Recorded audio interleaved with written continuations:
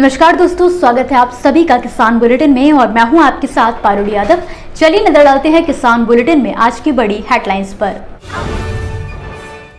आबादी कीमतों पर किसानों को उपलब्ध होगी डीएपी खाद, केंद्र सरकार ने लॉन्च किया नैनो डीएपी। पीएम किसान के बाद अब आंध्र प्रदेश सरकार ने किसानों को दिए 2000 रुपए।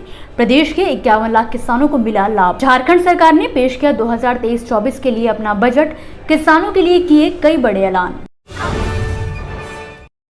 देखिए ग्रीन टीवी यूट्यूब पर भी, बस सब्सक्राइब करें और बेल आइकन दबाएं।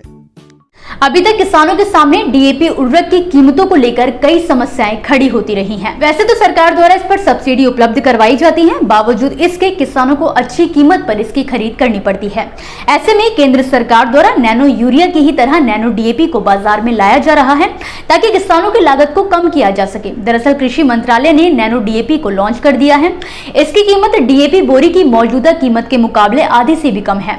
आपको बता दें, लिक्विड नैनो डीएपी को सहकारी क्षेत्र की खाद्य कंपनी इफ्को ने विकसित किया है। ऐसे में इफ्को के मैनेजिंग डायरेक्टर यूएस अवस्थी और केंद्रीय रसायन एवं उर्वरक मंत्री मनसुख मंडाविया ने इस बारे में ट्विटर पर जानकारी दी है। खबर की माने तो इफ्को के नैनो डीएपी की एक बोतल यानी कि 500 ml की कीमत 600 रुपए होगी।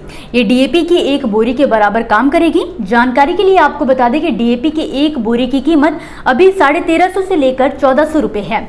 गौरतलब है कि नैनो डीएपी से केंद्र सरकार के डीएपी सब्सिडी पर होने वाले खर्च में भी कमी आएगी। साथ ही आयात कम होने से देश के विदेशी मुद्रा भंडार को बचाने में भी मदद मिलेगी। आंध्र प्रदेश के किसानों के लिए प्रदेश के मुख्यमंत्री वाईएस जगन मोहन रेड्डी ने एक बड़ा ऐलान किया है। दरअसल जहां एक और हाल ही में देश भर के करोड़ों किसानों के खातों में पीएम मोदी द्वारा पीएम किसान सम्मान निधि की 13वीं किश्त ट्रांसफर की गई है, तो वहीं प्रदेश के वाईएसआर रायथू भरोसा योजना के तहत सीएम ने किसानों के खातों में 1090.76 करोड़ रुपए की राशि जारी की है। इस योजना के तहत प्रदेश के 51.12 लाख किसानों को लाभ दिया गया है। राशि जारी करने के बाद सीएम जगन मोहन रेड्डी ने कहा कि किसान खुशहाल रहेंगे तो राज्य विकसित होगा। यही वजह है कि राज्य सरकार किसानों की आर्थिक स्थिति मजबूत करने के लिए तरह तरह की योजनाओं के माध्यम से काम कर रही है। उन्होंने कहा कि सरकारी योजनाओं से 50 लाख से ज्यादा किसान लाभान्वित हो रहे हैं। आपको बता दें कि मुख्यमंत्री वाईएस जगन मोहन रेड्डी ने बताया कि रायथू भरोसा, पीएम किसान और इनपुट सब्सिडी के तहत राज्य सरकार ने अब तक क्रमशः 27,062.09 करोड़ और 1911.78 करोड़ रुपए खर्च किए हैं। उन्होंने कहा कि हमारी सरकार के सत्ता में आने के बाद राज्य में विभिन्न कल्याणकारी योजनाओं पर 1,45,750 करोड़ रुपए खर्च किए गए हैं। सीएम ने कहा कि प्रदेश सरकार ने पिछले 4 सालों में प्रत्येक किसान परिवार को 54,000 रुपए की सहायता प्रदान की है। बीते दिन झारखंड सरकार द्वारा वित्त वर्ष 2023 से 24 के लिए अपना बजट पेश किया गया है और हर राज्य की तरह झारखंड सरकार की ओर से भी किसानों के लिए कई जरूरी ऐलान किए गए हैं। प्रदेश के वित्त मंत्री डॉक्टर रामेश्वर उरांव ने बजट पेश किया।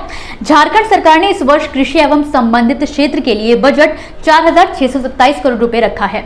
बजट पेश करते हुए वित्त मंत्री ने कहा कि किसानों की ऋण माफी के लिए 4.5 लाख से ज्यादा के किसानों के बीच 1,727 करोड़ रुपए की ऋण माफी की गई है। सुखाड़ राहत के लिए प्रत्येक किसान परिवार में 3,500 रुपए, लगभग 13 लाख किसानों के खातों में 461 करोड़ रुपए की राशि दी गई है।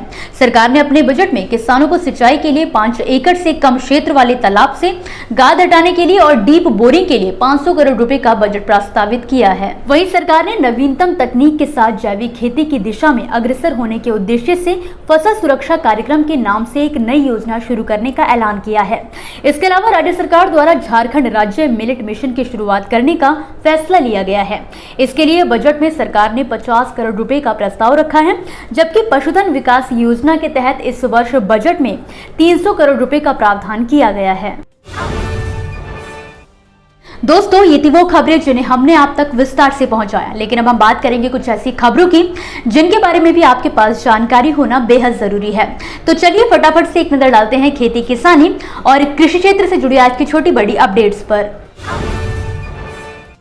पिछले वर्ष पिथौरागढ़ में भेजे गए गन्ने के सकारात्मक परिणामों को देखते हुए हाल ही में उत्तराखंड के राज्य मंत्री सौरभ बहुगुणा ने इसका संज्ञान लिया है और प्रदेश में गन्ने की खेती की संभावनाओं को देखते हुए चमोली जनपद को भी गन्ने की खेती के लिए प्रोत्साहित करने का कार्य शुरू कर दिया है।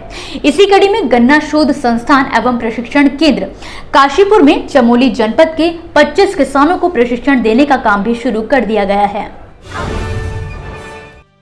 उत्तर प्रदेश गन्ना शोध परिषद शाहजहांपुर में हर साल की तरह इस साल भी मिठास गोष्ठी का आयोजन किया गया है, जिसमें इस बार किसानों के लिए खास तौर से मिनी गन्ना सीड किट की ऑनलाइन बुकिंग की व्यवस्था की गई है। आपको जानकारी के लिए बता दें कि 4 मार्च को इस गोष्ठी में हजारों किसान हिस्सा लेने पहुंचे थे और ऑनलाइन व्यवस्था के चलते किसानों को बीज वितरण में भी आसानी रही। उत्तर प्रदेश के बाराबंकी में इन दिनों आलू किसानों के सामने एक बड़ा संकट मंडरा रहा है। आलम यह है कि एक तरफ जहां किसानों को व्यापारी नहीं मिल रहे, वहीं दूसरी तरफ कई व्यापारी फसलों की उचित कीमत नहीं दे रहे हैं। ऐसे में आलू न बिकने से परेशान किसानों ने अब अनिश्चितकालीन धरना प्रदर्शन शुरू कर दिया है। महाराष्ट्र के बाद अब गुजरात से प्याज खरीद का एक ऐसा मामला सामने आया है जहां पर किसानों को प्याज बेचने के लिए अपनी जेब से ही कीमत चुकानी पड़ी है। दरअसल गुजरात के राजकोट का एक किसान प्याज बेचने मंडी गया था। किसान ने दावा किया है कि उसने मंडी में 472 किलो प्याज बेची तो उसे अपनी जेब से 131 रुपए व्यापारी को देने पड़े। किसान ने बताया कि उसका 472 किलो प्याज 495 रुपए में बिका, जिसके बाद उसे किराया भाड़ा मिलाकर अपनी जेब से 131 रुपए चुकाने पड़े। तेलंगाना से रबी धान की खरीद को लेकर अनिश्चितता को खत्म करते हुए केंद्र सरकार ने राज्य को खरीद की हरी झंडी दे दी है। हालांकि केंद्र सरकार ने इस बात पर जोर देकर कहा है कि सरकार केवल सफेद चावल की खरीद करेगा। हालांकि केंद्र सरकार ने इस बात पर जोर देते हुए कहा है कि सरकार केवल सफेद चावल की खरीद करेगी, न कि उसना चावल की। गौरतलब है कि केंद्र का ये निर्णय राज्य सरकार और लगभग 60 लाख किसानों को बड़ी राहत देने वाला है, जिन्होंने रबी सीजन में बम्पर उपज प्राप्त की है। इसी के साथ आज के किसान बुलेटिन की बड़ी खबरों में फिलहाल के लिए बस इतना ही। आप मुझे दीजिए इजाजत और देखते रहिए ग्रीन टीवी। नमस्कार। देखिए ग्रीन टीवी यूट्यूब पर भी, बस सब्सक्राइब करें और बेल आइकन दबाएं।